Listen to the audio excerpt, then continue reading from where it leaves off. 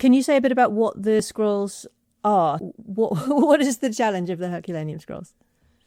Well, Herculaneum, is legendary in that it goes back to the recorded cataclysm at AD 79 when the Mount Vesuvius exploded in the Bay of Naples, and most people are familiar with the remains of the town of Pompeii. But lesser known is the other town of Herculaneum, where was discovered this villa. And the Villa of the Papyri, it's named that way because what was found there were these papyrus scrolls that represent the remains of an actual library. But they're not papyrus or books where you can turn the pages. The volcanic devastation created a kind of carbonization, desiccation, creating immense fragility, but not complete consumption. All of that together means that those fragments of those scrolls can be recognized as scrolls when you look at them, but they really can't be safely opened physically. The physicality of it just makes that almost impossible.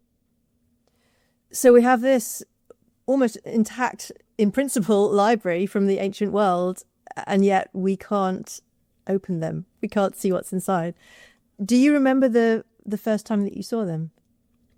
I do remember the first time that I saw them. I visited the library in Naples with a professor named Richard Janko from the University of Michigan. He took me into the library, and the first thing on entry is that it's a circuitous kind of serpentine route that you have to take to be able to get into the actual place where the scrolls are. I'd never seen anything like that. Most American libraries are not even 100 years old. But this essentially palace in Naples that has been repurposed as a library contains these corridors and these routes that are just amazing. So before I ever saw the scrolls, I was impressed with the context of kind of winding around through all of these books and these stacks and these old palatial rooms to get to the actual place. But when I walked in and I saw the scrolls, it was a jaw-dropping moment for a few reasons. Go on. So tell me, what were the reasons? Why did your jaw drop? First of all, the collection is extensive.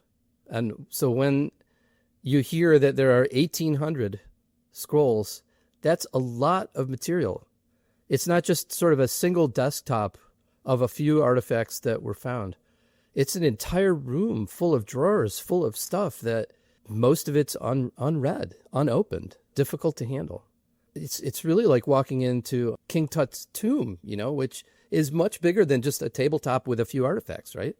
So I was overwhelmed with the scale. And then when I looked at each individual artifact, I was overwhelmed with the difficulty of the problem. Not to the point where I ran screaming from the room, but there's this sort of deep understanding about why they hadn't been opened and why they were difficult to read. Everything that has been carbonized shrinks 30 to 50%. So everything that was already small and very finely written by scribes 2,000 years ago was now half as big as it was. So the scale, the fragility, the fact that they couldn't be opened, it was overwhelming to understand how hard this problem would be. And then the last thing is that I just couldn't believe no one had worked on it. I'm a pure researcher, right? How many times have you arrived at a problem and then you realize someone else has already been there? They've already done that. And here I am walking into a room with the possibility, because I was already armed with the idea from a couple of years that we might be able to do virtual unwrapping. And here is a collection that's extensive. It's really hard. No one's working on it. I left that room saying, I'm going to be the one, right? I want to be the one. Yeah, because you could have just turned around and just gone, well, that's all very nice, but that's just way too difficult. But yeah, you didn't. You started a road that you're still on today. No, I've never really been that guy where I said, okay, it's too hard, I'm not doing it. I always want to give it a try. So I started that day on the path to try to figure out how we would do that. I've spoken to a fair number of papyrologists who've said that at that point they would have said this was impossible. No one was ever going to be reading those scrolls. So at that time when you first saw them, how close did you think you might be? Like, how long did you think that this might take? I wrote a 3-year proposal, and in the narrative, I asserted that it would be 3 years. That's how close I thought I was. And this was in, what, 2005? This was in 2005, and I wasn't lying. I wasn't making it up. I actually thought that my work plan would have me reading a Herculaneum scroll in 3 years. Yeah.